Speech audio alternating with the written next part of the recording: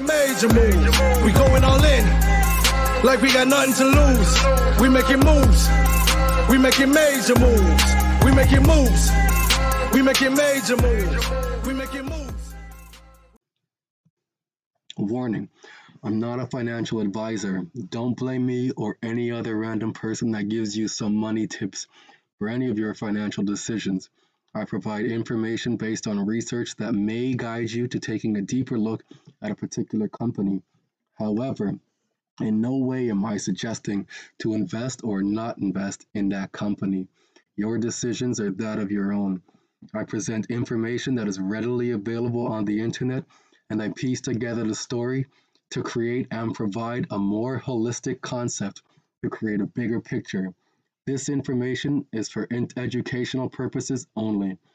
Ultimately, I'm a guy in a Spider-Man mask, and you should not take financial advice or information from me.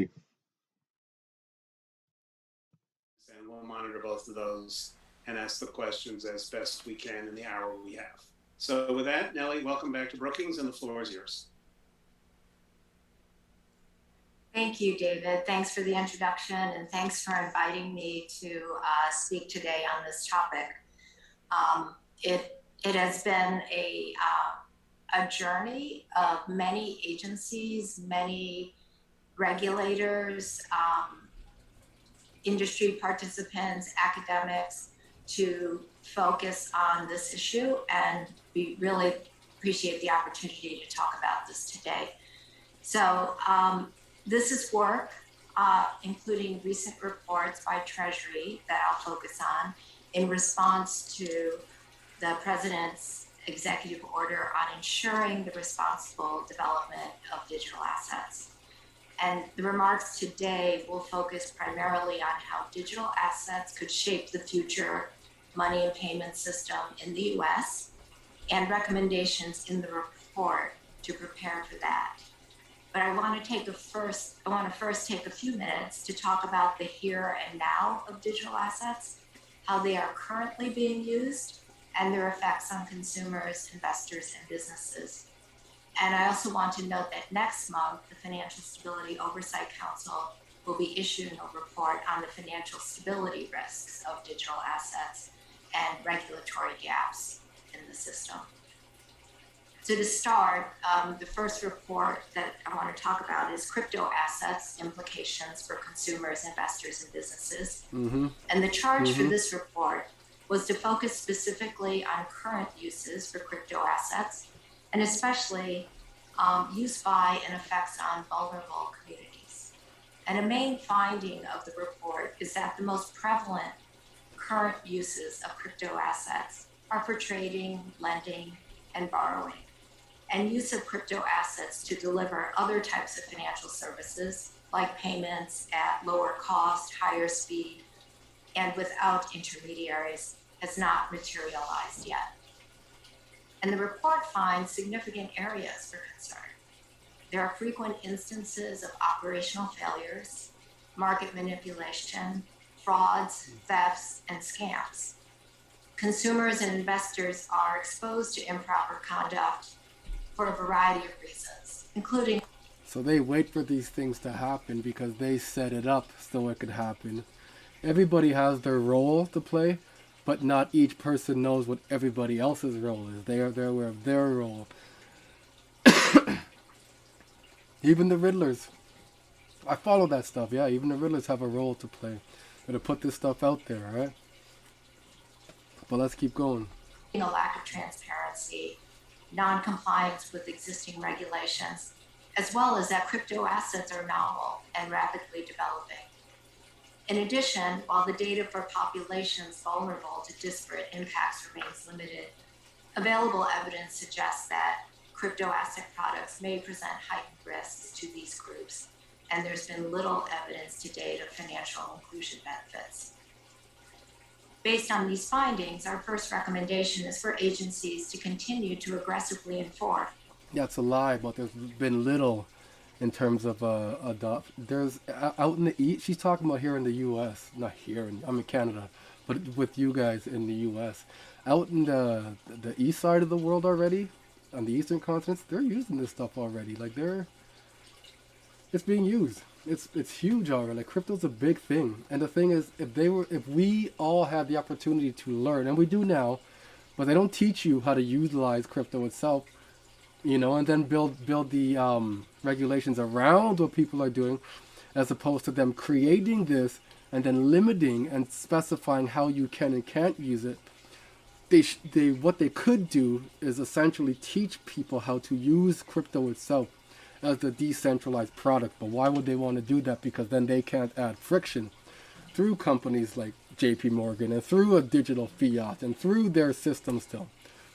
You can just use the behind the scenes decentral thing. And yes, these are all, not all, but majority of these things are decentral. Bitcoin is decentral. I don't see it being utilized in the future as people think it is, as they believe it's going to be, because Bitcoin doesn't suit their narrative, their own narrative that they're pushing in terms of a green economy.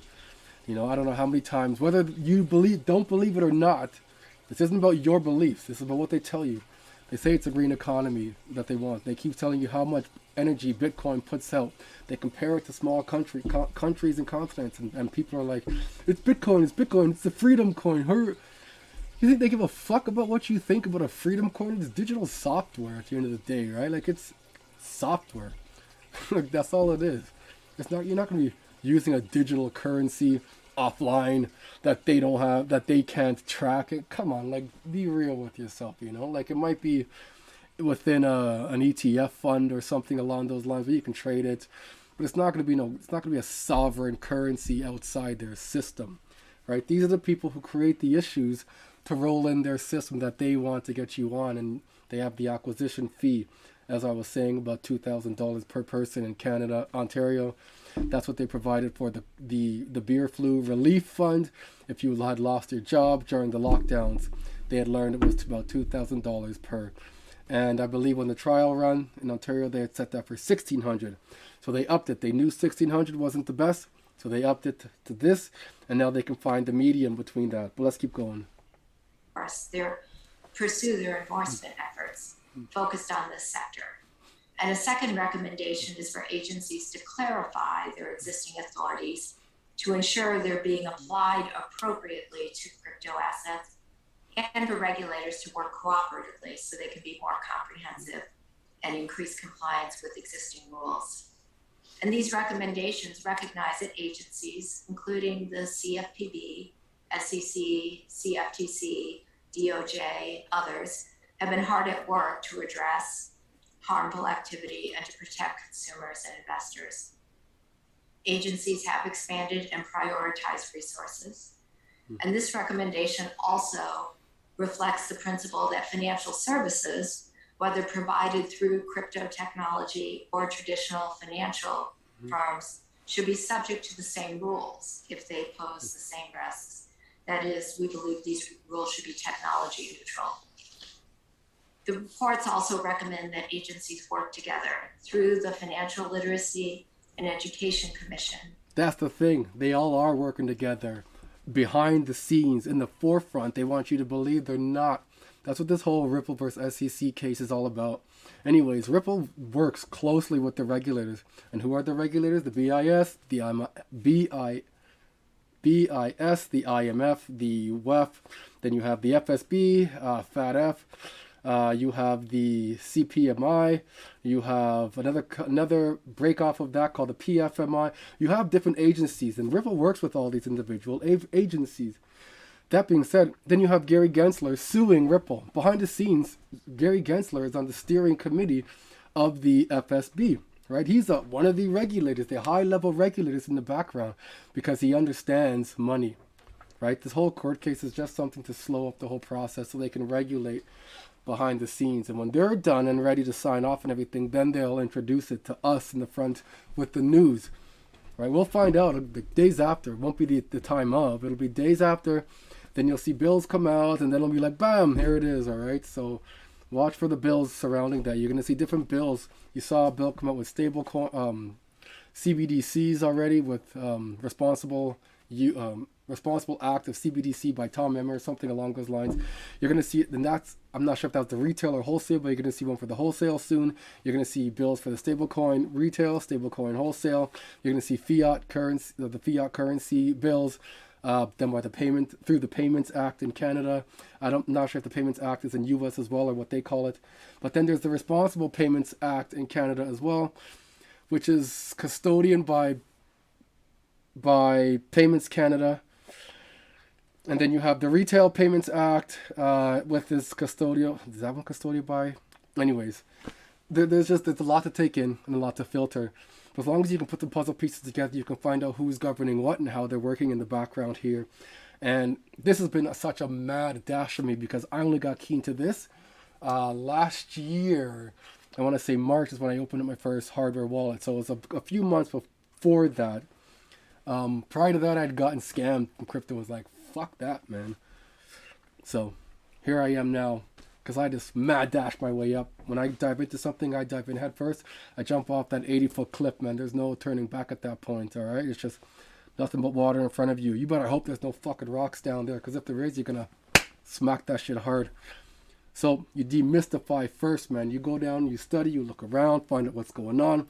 How far do you have to jump out? Are there rocks around there? What else is around there? Mitigate the risks. You demystify it. So that way, when you go up to that 80-foot cliff and you look down, you're like, I know what's down there already. I'm ready for this. All right? And then you take that dive. And that's what I'm doing with you guys today. I'm going to get to a point where Nellie comes and I see, when I read her inflection, the tone, when I read the inflection in her voice and she's coming to an end, I'm going to stop it there and then continue on another day because I'm getting hungry. I'm not sure. I'm almost positive. My partner is waiting for me to eat as well and to eat with me. So I'm just going to continue now and we'll talk about this later on, okay? For example, to improve the quality of information about crypto assets. And the goal is to make trustworthy and consumer-friendly materials accessible and inclusive. So let me turn next to the report on the future of money and payment systems in the United States. This is the report from the Treasury. Here we focus on digital assets used for money and payments, as well as instant payment systems, and we make a set of recommendations to put us on a path to a more efficient, innovative, and inclusive money and payment system, and to reinforce U.S. global economic and financial leadership. The current money and payment system has many strengths. The system has supported over a century of U.S. growth, processes an enormous volume of transactions, and supports privacy, civil rights, and other democratic values. But some parts of the system are expensive and carry high fees, and other parts are slow. It is also not as inclusive as it could be and should be.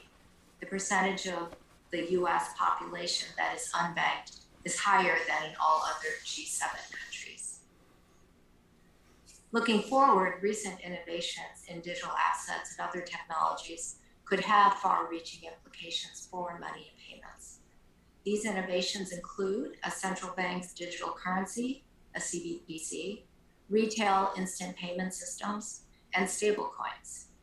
The report builds on the work of the President's Working Group on Financial Markets, which recommended legislation for consistent and comprehensive oversight of stablecoins. The report does not make any new recommendations regarding stablecoins, but instead considers the implications of stablecoins for the payment system. So let me now just turn to the recommendations in the report. I'll turn first to CBDC. So a CBDC, just as a reminder, is basically a digital form of a country's sovereign currency. All right. So with that said, I'm going to leave you guys on that note there, and we'll continue in another video. I appreciate you guys to come checking me out. I guess I meant to do the cliffhanger because I want you guys to come back. I want you to have questions. I'll post the video link within YouTube as well, so you can continue watching on your own. But then, I guess watching it together will probably add more insight to what's going on because I have my take on it. I'm sure you have your take on it. Somebody else might have their take on it. A new person might not even know what's going on. So if we can all maybe have our own takes on it from different vantage points, we can all come together. Again, I want to do a live stream one day with you guys. Again, put that down in the comments. Let me know if you guys would appreciate that. We can just rap back and forth. I appreciate you guys for coming. And as always, I'll catch you on the next one. Making major moves. We going all in. Like we got nothing to lose. We making moves. We making major moves. We making moves.